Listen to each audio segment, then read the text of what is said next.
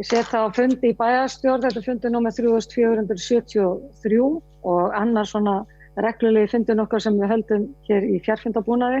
Fyrir okkur liggur dagskrá í 8 liðum og fyrsti liður á dagskrá er ársreikningur Akureyrarbæjar fyrir árið 2019 og til máls tekur bæjarstjóri Ásthildur Sturludóttir. Forseti, ágætu bæjarfulltrúar. Ársreikningur Akureyrarbæjar fyrir árið 2019 var lagður fram og kynntur af endurskoðendum bæjarins í bæjarráði þann 16. apríl og vísa þaðan til fyrri umræðu í bæjarstjórn. Ég mun hér á eftir fara yfir helstu stærðir ársreikningsins en hann er líkt og fram kemur í skýrslu áritun bæjarráðs og bæjarstjórnar gerður í samræmi við sveitarstjórnarlög, lög um ársreikninga, reglugerð um bókhald og ársreikninga sveitarfélaga sem og auglýsingar stjórnvalda um reikningsskil sveitarfélaga. Að sjálfsögðu er hægt að tína til ýmsar aðrar stærðir í slíkri upptalningu en ég vona hins vegar að þessi samantekt gefi nokkuð glögga mynd af fjárhagslegri stöðu sveitarfélagsins. Ársreikningurinn er settur fram samkvæmt reikningsskilum sveitarfélaga, starfsemi bæjarins er skipt upp í 2 hluta. A-hluta annars vegar og B-hluta hins vegar. Til A-hluta telja starfsemi sem er fjármögnuð með skatttekjum, tekjum frá jöfnunarsjóði og þjónustutekjum. Er að ræða aðalsjóð, fasteignir Akureyrarbæjar, framkvæmdamiðstöð og eignarsjóð gatna. Til B-hluta sveitarfélagsins teljast fjárhagslega sjálfstæð fyrirtæki sem að hálfu eða meirihluta er í eigu sveitarfélagsins en rekstur þeirra er að stofnun til fjármagnaðar með þjónustutekjum. Fyrirtækin eru félagslegar íbúðir, strætisvagnar Akureyrar, öldrunarheimili Akureyrarbæjar, bifreiðastæðasjóður Akureyrarbæjar, Hafnasamlag Norðurlands, Norðurorka hf, byggingarsjóður Náttúrufræðistofnunar og gjafasjóður öldrunarheimila Akureyrarbæjar. Framkvæmdasjóður Akureyrarbæjar sem fallið hefur undir B-hluta var færður yfir í aðalsjóð frá og með 1. janúar 2019.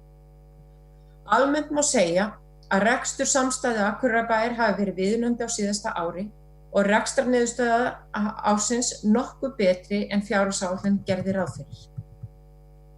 Og ef við snúum okkur að reikningnum sjálfum og byrjum á rekstrarreikningnum.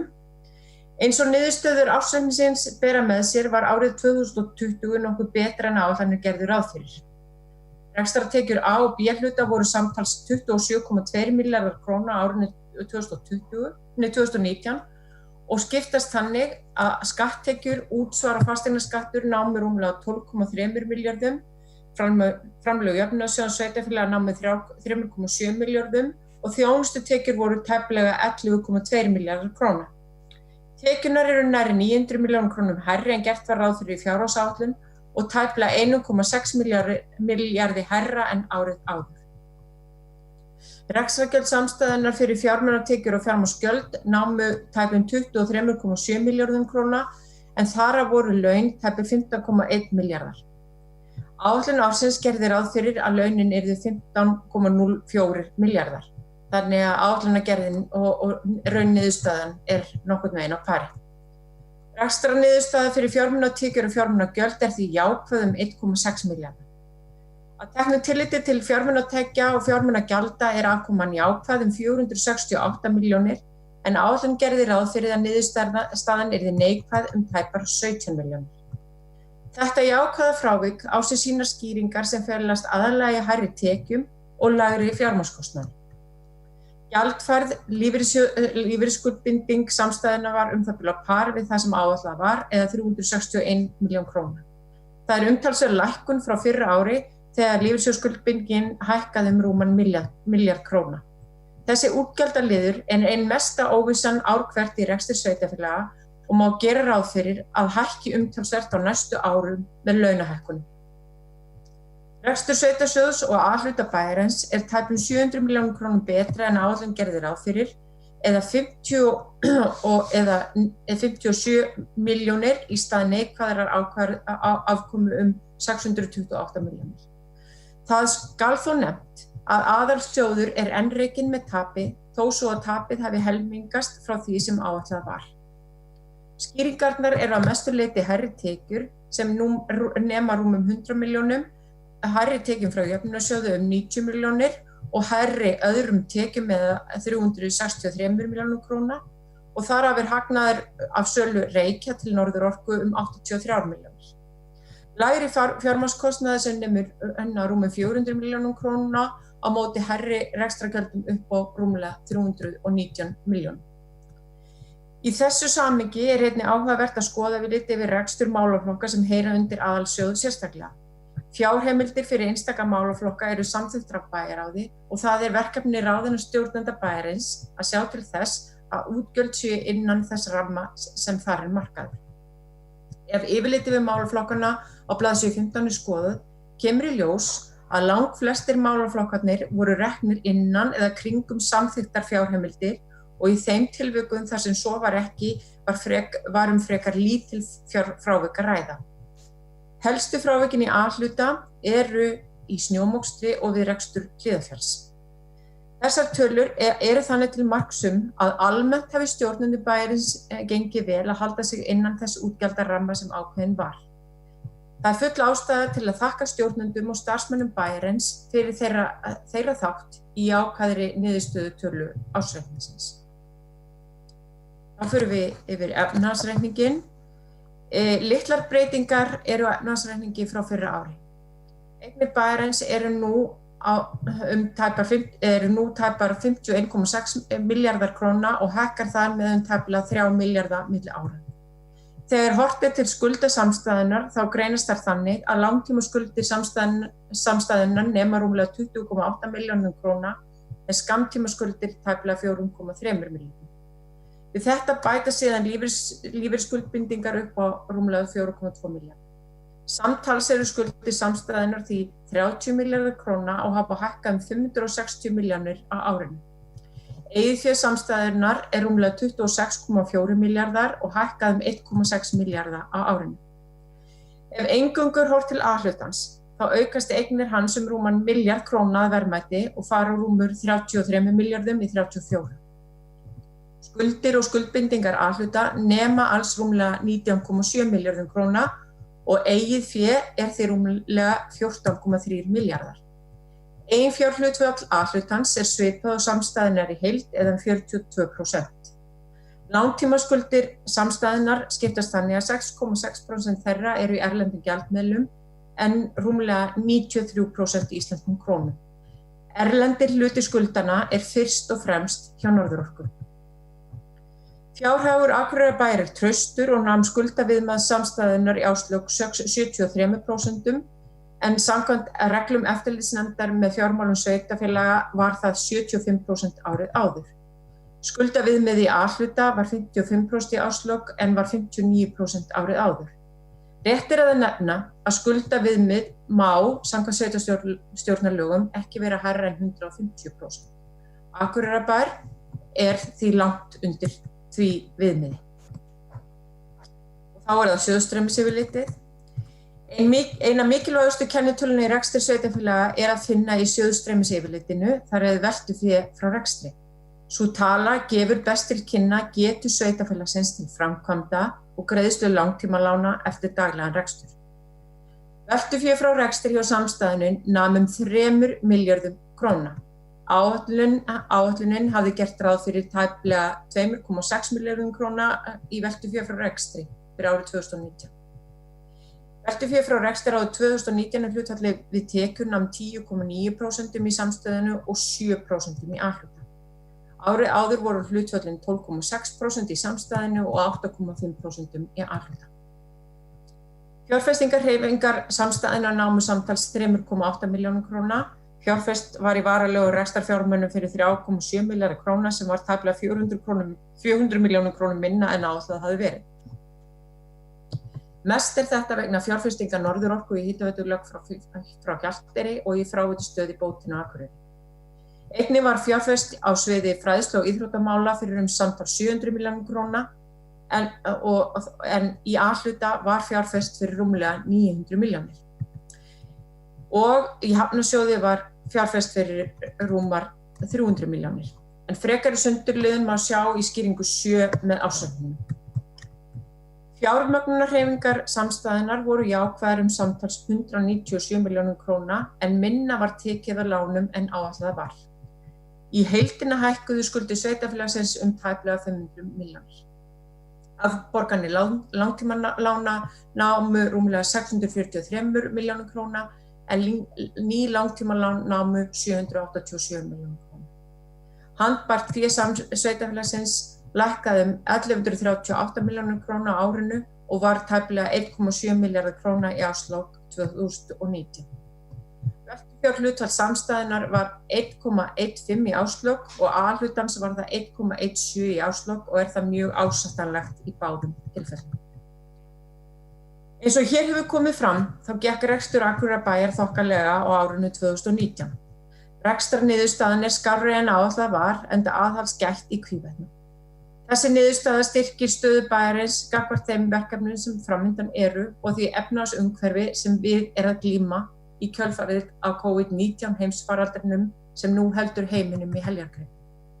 Þrátt fyrir betri niðurstöðu en áætlað var, ljóst að hefðbundinn rekstur sveitarfélagsins mjög viðkvæmur fyrir öllum hækkunum útgjalda og lítið má út af bregða svo ekki verði hallarekstur. Mig langar sérstaklega að nefna rekstur öldrunarheimilana sem mikið áhyggjuefni og var tap af rekstri þeirra 352,4 milljónir króna á árinu 2019. Ljóst að framlag ríkisins til rekstrar dugir engan veginn til að halda uppi eðlilegum rekstri heimilanna. Viðræður hafa átt sér stað við heilbrigðisráðherra reksturinn sem ekki hafa árangur borið, en ég tel nauðsynlegt að endurlína ekki frekar samninga reksturinn og skila rekstrinum aftur til ríkisins.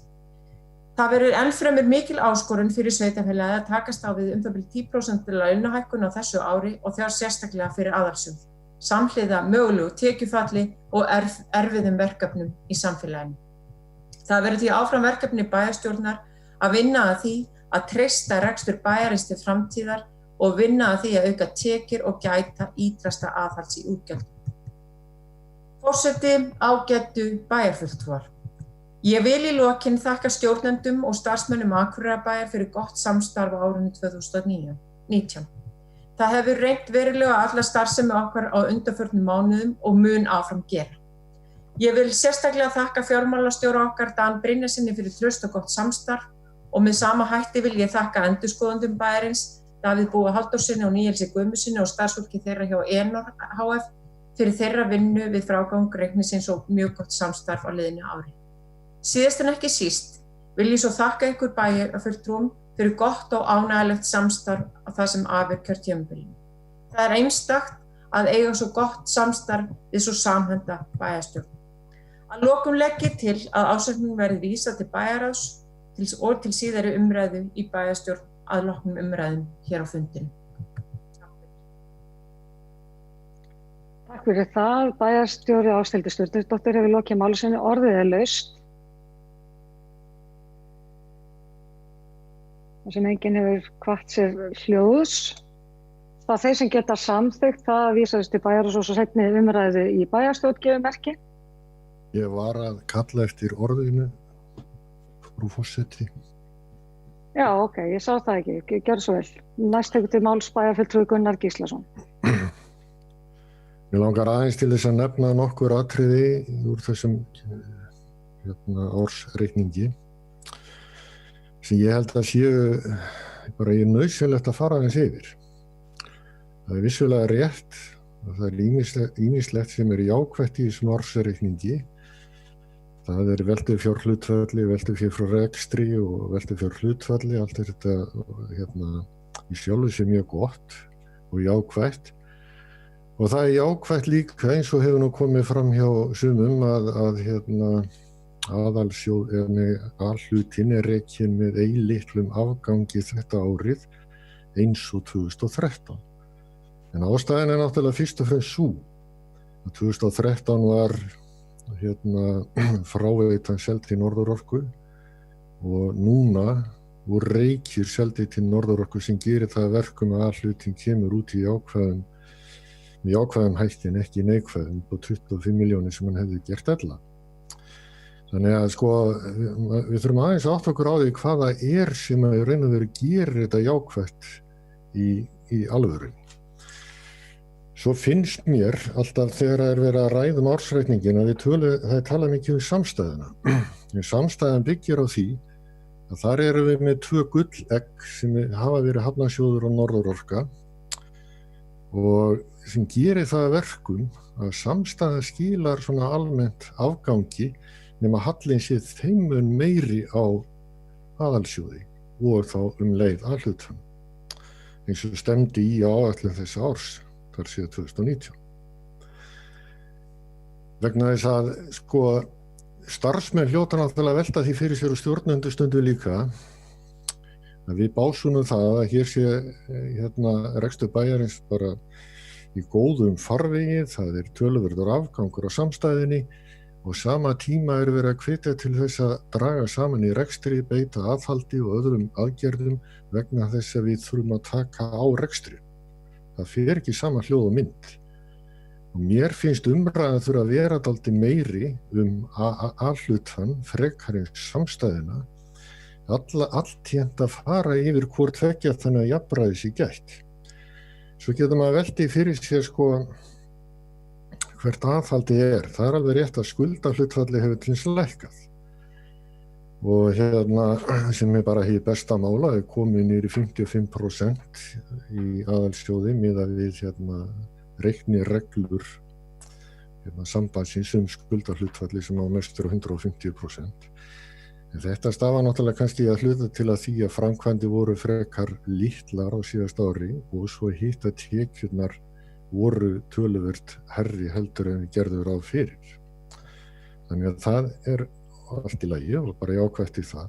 Á sama tíma þá erum við að horfa á það að íbúaaukningin hér eða fjölgun íbúa 110 á síðast ári.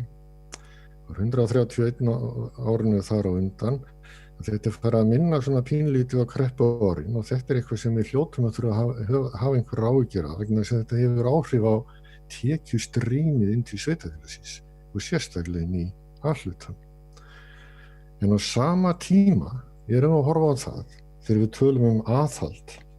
Það samkvæmt ársreikningi í fyrra þá fjölgaði stöðugildum með 38 og núna fjölgar 25 í A-hlutann. Fjölgunin meiri þegar við horfum inn í raun og veru inn í samstæðuna sem heild. Og þá fer maður svona aðeins að veltaði fyrir sér hvað hefur þetta einhver áhrif? Já, þetta hefur áhrif. Við erum búin að hamra á því í mörg ár. Að besta aðhaldi sem sveitarfélagi getur veru haft á þessum rekstri, það reyna að halda í stöðugilda aukningu með mjög ákveðnum hætti. Og ef ég tek þessi til dæmis bara þessi 63 stöðugildi, af því að þetta eru 63 ársverk og uppreikna þau launakostnað í A-hlutanum, þá sé ég ekki annað en að við séum að tala tæplega 600 milljónir króna sem hafa bæst inn í reksturinn vegna þessara stöðugilda á síðustu 2 árum. Og við erum á sama tíma að berjast við verulegan halla á aðalsjóði. Og þetta að nánast allt saman í aðalsjóði. Þannig að það alveg morgunljóst að þarna verk að vinna ef menn ætla að snúa þessu við vegna þess að það búið að senda okkur ákveðna svona aðvörun frá nefndum eða eftirlitsnefndum fjármálssveitarfélaga og það hefur komið fram að Akureyrarbær þarf að huga því og vinna í því að gera reksturinn sjálfbær sem hann stefnir ekki að vera með þessu móti.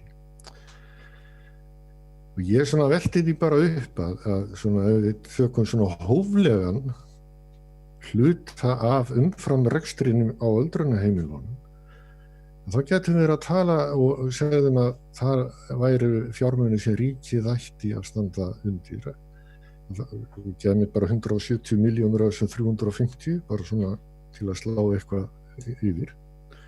Þá erum við komin vel á 800 milljónir sem við getum haft þarna í sveiflu. Og við erum átt okkur á því að við verðum að hjóla inn í þetta verkefni vegna þess eins og kom fram í máli bæjarstjóra. Þá eru lífeyrisskuldbindingarnar frekar lágar þetta ári en þær verða miklu hærra næsta ári. Ef allt væri eðlilegt þá stefnum við í verulega aukningu á útgjöldum bara vegna launahækkana eins og kom fram í máli bæjarstjóra og lífeyrisskuldbindingarnar verða örugglega miklu hærri líka, ekki bara vegna launahækkana, líka vegna þess að rekstur lífeyrissjóðs Akureyrarbæjar mun ekki gefa það af sér sem hann gaf af sér á þessu ári, sem var mjög gott ár. Þannig ég vil aðeins bara benda á þetta að það verður að fara að gera eitthvað í þessum málum og það er bara undirliggjandi stórt verkefni framundan. Það er bara mitt mat og ég held að þið sjáið það öll að þið fara að skoða þessar tölur og það sem er kannski umhugsunarefni í sér að því að við erum að tala að áætlun standist nokkurn veginn rekstara niðurstöðuna. Það er líka hitt að við erum búin að samþykkja fjölmarga viðauka sem eru komnir inn í áætlunina. Þannig að upphaflega áætlunin, hún er ekki í samræmi við þessu rekstara niðurstöðu og það er svo sem að hluta til eðlilegt og hluta til ekki. Þannig að við þurfum svona að mínu mati að taka til hendi í þessu efnum ef við ætlum að ná að koma rekstri þessa sveitarfélags á réttan kjöl. Þetta vildi ég leggja aðeins inn í púkkið í umræðinu. Takk. Takk fyrir þá hefur bæjarfulltrúi Gunnar Gíslason að lokið máli sínu. Næst tekur til máls bæjarfulltrúi Guðmundur Baldvin Guðmundsson. Forseti ágætu bæjarfulltrúar. Já, ég vil byrja á því að þakka Ásthildi bæjarstjóra fyrir ágæta yfirferð á ársreikningnum. Það er alltaf bæjarfulltrúi Gunnar kom inn á það að það væri verið svolítið mikið að horfa á samstæðuna í þessum fréttatilkynningu og því sem að var verið að kynna hér áðan og svo framvegis en ég minnir nú bæjarfulltrúi Gunnar á það að við höfum svona á undanförnum árum lagt mikla áherslu á það í rauninni við kynningu ársreikningum að þó að það sem öðrum hætti núna þá höfum við lagt áherslu á það í rauninni að fara svolítið yfir rekstrartölu A-hluta vegna þess að það er það sem að við svona skiptir okkur bæjarfulltrúa meira máli og er það sem að við höfum meiri áhrif á og bæjarfulltrúi bendir réttilega á það að í samstæðinu séum við með tvær mjög öflugar stofnanir, það er að segja Norðurorku og Hafnarsjóð sem að hafa í rauninni rétt við hlut bæjarins. Það er alveg rétt líka sem að bæjarfulltrúi Gunnar benti á að það er verk að vinna í þessum málum og við höfum svona sjáum það að aðalsjóðurinn er að þó að niðurstaðan hans sé betri á þessu ári þegar við horfum fram hjá lífeyrisskuldbindingunni sem mér finnst vera í rauninni stærsti þátturinn í þessu, þá í rauninni erum við í skal ég segja ykkur aðeins slakari niðurstöðu heldur en hefur verið á síðustu ári. Við vorum aðalsjóður var að batna ef við horfum fram hjá lífeyrisskuldbindingunum á árunum þar á undan. Svona aðeins kom laggi í það 2019 lítið sláttari, það var ekki mikið en svo 2018 fyrir 2019 þá verður það aðeins sígur aðeins ógjafi hliðina. Þetta er náttúrulega útheimti það og við höfum náttúrulega talað um það mikið var sé fyrir okkur að fara í það að skoða hvað við fengum þetta bréf þarna í árslok 2019 frá eftirlitsnefndinni þar sem var kallað eftir því að við brygðumst við í rekstri aðhlutarins og við erum þegar búin að setja upp svar við því bréfi og sendum á eftirlitsnefndina. Þar á meðal annars erum við að skoða rekstur öldrunarheimila sem að bæjarstjóri fór ágætlega inn á hér áðan og hún kom líka ágætlega inn á það að það væri verk að vinna, þetta væri ekki ásættanlegt og það er alveg að sjálfsögðu það sem við þurfum að takast á í bæjarstjórn. Það er sjálfsögðu sér að koma rekstrinum í betra horf vegna þess að það er alveg ljóst að þetta er ekki sjálfbært svona til lengdar og Gunnar bendir réttilega á það að starfsmannafjöldi og stöðugildi hefur vaxið og þetta er eitthvað sem við þurfum að huga að. Ég svo sem við höfum tekið þessa umræðu áður en við svona þetta er áhyggju efni að við sjáum stöðugildi aukast ár frá ári. Vissulega er einhver aukning á starfsemi en við þurfum að takast á við þetta að mínu mati. Ég held í rauninni skal ég sér að við séum þó að gera ágæta hluti, bæjarfulltrúi Gunnar bent á það að við værum að gera viðauka. Við gerðum, nokkuð marga viðauka, ég held að við komið yfir 10, jafnvel 12 viðaukar á síðasta ári, ég er ekki alveg með töluna, 12 viðauka held ég, og það bara til þess vegna að við erum að fylgjast með rekstrinum. Það verið að vinna eftir réttum vinnubrögðum, þar að segja það, ef að menn að þurfa að grípa til ástæðna, þá þurfa menn að óska eftir viðauka, þannig að fjöldi viðauka var náttúrulega meiri heldur en sem sagt ég var þá 12 stykki á síðasta ári. Auðvitað vill maður helst í rauninni sjá það að menn geti haldið sig alfarið við fjárhagsáætlun, en það koma oft upp óvænt atvik sem þarf að bregðast við og margir af þessum viðaukum koma vegna ófyrirsjáanlegra atburða, þar að segja varðandi til að mynda starfsmat og launahækkana sem að við í rauninni svo sem höfum lítið að segja, sem bara kjarasamningsbundið, en við höfum þó reynt að keyra árið 2019 þannig að reyna að halda í svona viðauka vegna almenns rekstrarkostnaðar, og ég held að okkur hafi tekist það bara nokkuð vel. Þetta sýnir það að í rauninni að við þannig að þetta er alltaf barátta, en það alveg klárt mál, og við tek alveg undir við bæjarfulltrúi Gunnar í að við þurfum að það verk að vinna, og til þess erum við í bæjarstjórn og við ætlum að halda áfram að vinna þessi verk, en við verðum líka þegar við komum með svona niðurstöðu. Þetta fyrsta skipti síðan 2013 sem A-hlutin með hagnað. Vissulega það rétt að við seldum þarna frá okkur Reyki og það myndar þarna einhver 86 milljónir króna tekjur vegna þess. Á árinu 2013 var verið að selja frá okkur fráveituna.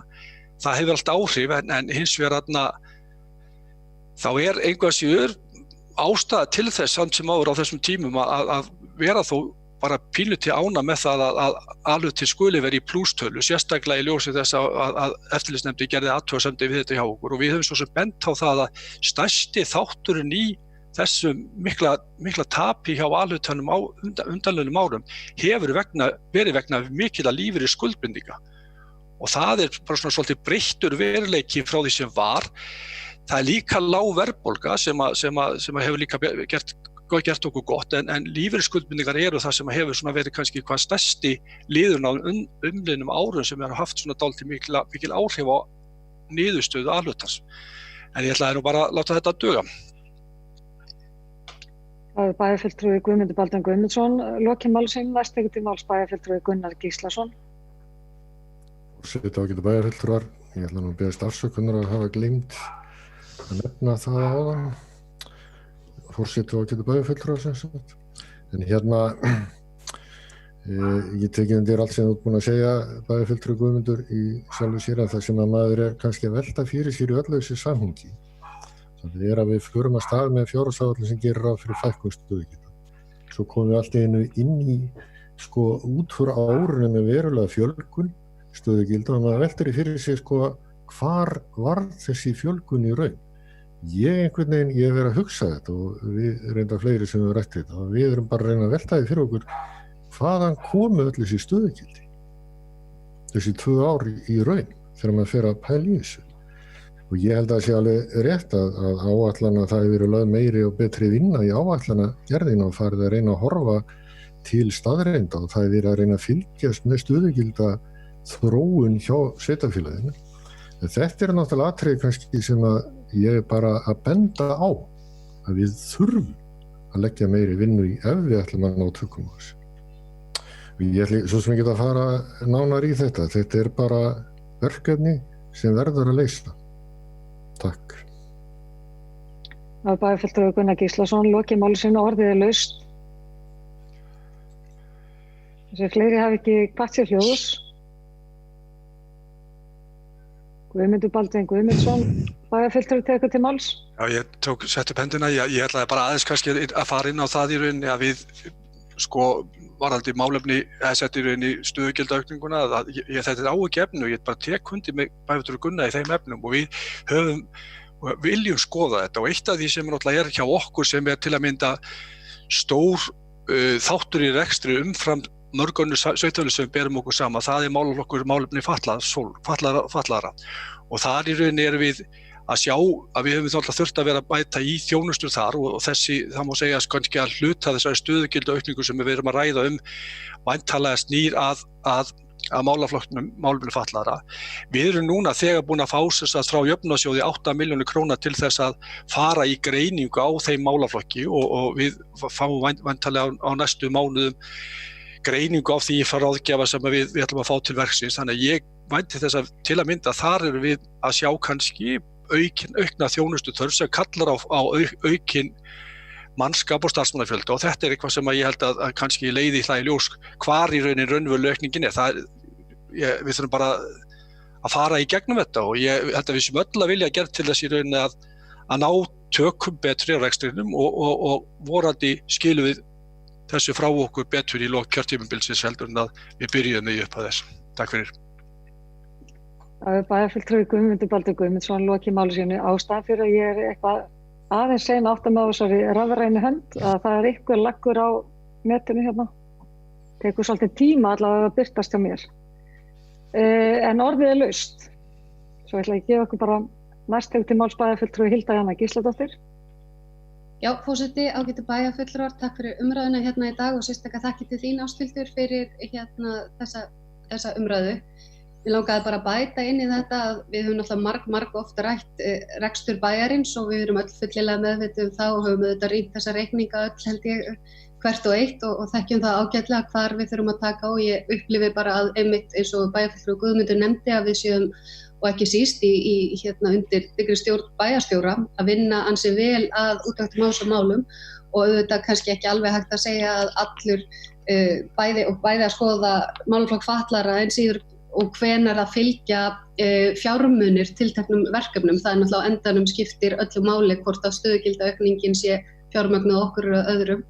En það sem ég langaði hins vegar að segja, fyrir utan það að við erum öll óbúslega meðvituð það að það þarf að gera betur í rekstrinum og við erum að vinna hörðum höndum með því og fara í þessar úttektir, að þá vil ég samt fagna því að það sé núna þegar að samfélagið okkar þarf á því að halda að á þess að við þurfum að fara og auka rekstrakostnaðinn sjálfan sem svona ongoing eða áframhaldandi að þá höfum við borð fyrir báru til þess að fara í einstaka verkefni vegna skuldahlutfallsins og ég held að það séu mikil gleðitíðindi fyrir bæjarfélagið og atvinnulífið og svæðið og okkar mikilvæga verkefni að taka því alvarlega núna þegar að ástandið eins og það í atvinnulífinu. Við heyrum það öll hvernig fyrirtæki og eru að berjast í bökkum. Það er eiginlega alveg skelfilegt og maður fær hreinlega fyrir hjarta þegar maður horfir á atvinnurekendur á svæðinu og í þessari óvissu. Ég held að sé eitt af mikilvægasta sem við getum gert núna að horfa til þess hvað við getum gert sem bæjarfélag og til þess að koma hjólunum í gang og því fagna ég bara einstaklega vel að staðan sé svo að við getum það. Hitt svo annað mál sem sannarlega rétt eins og hefur verið rætt hérna og við öll 1.002 sinnum rætt að reksturinn til lengri tíma eitthvað sem við þurfum að taka fastum tökum. En ég vildi fá að nefna þetta því ég held að þetta skipti alveg svakalega miklu máli líka inn í umræðuna til almennings. Að það þó borð fyrir báru til þess að fara í einskiptis aðgerðir eins og síðan að þakka fyrir það hvað bæjarstjórn hefur verið að því að við höfum nú verið á vinnufundum einu sinni í viku öll saman, að við séum svolítið að vinna saman í liði á þessum tímum. Ég held að samfélagið, við vitum það öll hvað það skiptir miklu máli. Annars bara þakka ég fyrir góða umræðu. Það bæjarfulltrúi Hilda Jana Gísladóttir lokið máli sínu næst til máls bæjarfulltrúi Gunnar Gíslason. Þetta ágætu bæjarfulltrúar, fyrst að það ferði að opna hérna COVID-umræðina og stöðu bæjarins hvað hana varðar, þá finnst mér eðlilegt að við hinn bara leggjum eitthvað orð í belg hvað það varðar. Það alveg morgunljóst að rekstur bæjarins á þessu ári hann verður ekki neinu samræmi við það sem verið hefur. Hins vegar líka morgunljóst að ef við hefum haldið betur á spilunum þá værum við enn betur stödd og í stakk búin til að takast á við það verkefni sem býður okkar. Og það vissulega rétt að það gott að hafa lágt skuldahlutfall til að geta stokkið til og tekið lán til þess að standa undir einhverjum af þeim framkvæmdum sem við þurfum að fara í og þeim aðgerðum. Vissulega rétt. En við skulum líka muna það að það má reikna með verulegu tekjufalli hjá bænum. Þannig að skuldahlutfalli eitt og sér mun breytast bara vegna þess sem getur líka orðið okkur snúið. Þannig að ég bara benda á það að við þurfum, hvernig svo sem við höldum á spílunum, alltaf að reyna að hugsa rekstur bæjarins þannig að við séum í sér bestri stöðu á hverjum einasta tíma. Og þess vegna verðum við að horfa inn á við þegar við erum að gera upp svona reikninga eins og ársreikninga á hverju ári. Og þetta er náttúrulega það sem við erum að taka tillit til í fjárhagsáætlun líka. En það er vissulega rétt og við munum og við höfum hingað til allavega staðið saman það að grípa til þeirra aðgerða sem þarf að grípa til, hverja svo sem þær verða, því að ekki vitum við það nema litlu leyti ennþá. Takk. Það er bæjarfulltrúi Gunnar Gíslason lokið máli sem ég ætla að biðja varaforseta að taka í stjórnina og gefa mér orðið. Bæjarfulltrúi Halla Björk Reynisdóttir, tekur þú máls? Takk fyrir það. Forseti, ágætu bæjarfulltrúar, ég ætla að byrja að þakka eins og aðrir Ásthildi Sturludóttur bæjarstjóra fyrir yfirferðina á ársreikningnum. Mér langaði aðeins til að koma inn í þessa umræðu því að ég held að eins ánægilegt og að niðurstaðan á reikningnum þá gerum við okkur hér öll inni grein fyrir því að verkefnið ekki farið frá okkur. Það að halda betur utan reksturinn, að koma honum í sjálfbæra horf sem hefur verið verkefni síðustu ára. Þannig að þessi skilaboð en á sama tíma eins og bæjarfulltrúi Hilda Jana kom inn í, þá er afskaplega ánægilegt að skuldahlutfalli sé með þeim hætti að við getum mögulega, eins og bæjarfulltrúi Gunnar kom líka, skuldsett okkur og tekist á við tímabundnar strengingar sem við erum öll að fara í gegnum og við öll saman, og ég ætla þá að hrósa okkur sem bæjarstjórn og minnihlutanum sérstaklega fyrir að koma með okkur í það verkefni og ég held að sé ofboðslega mikilvægt að næstu mánuðir að við séum þá samstíga í þeim verkefni sem við förum í, af því að það að skuldsetja sveitarfélag eða bara hið opinbera bara til framtíðar mikið, það þýðir að við þurfum öll að vera þokkalega sammála um það. Við getum ekki bara vaðið áfram og við þurfum að vanda okkur og við þurfum á sama tíma að halda þétt utan reksturinn, það að segja rekstur sveitarfélags til lengri tíma. Þó við séum að fara einhverja aðgerði núna á þessu ári og eins og bæjarfulltrúi kom hérna fram að ársreikningur 2020 verður væntanlega ekki í neinu samræmi við 2019 og við gerum okkur fyllilega það ljóst að þá held ég að til lengri tíma við þurfum að þær aðgerðir sem við förum í, þær eru tímabundnar og þær megi ekki auka rekstrarkostnaðinn til lengri tíma. Ég læt þetta duga í bili. Bæjarfulltrúi Halla Björk Reynisdóttir hefur lokið máli sínu og færi inn eftir stjórn fundarins. Takk fyrir það. Orðið er laust. Það sem fleiri hafa ekki kvatt sér hljóðs, þá þessi geta samþykkt að vísa þessu til bæjarráðs og síðan seinni umræðu í bæjarstjórn, gefum merki.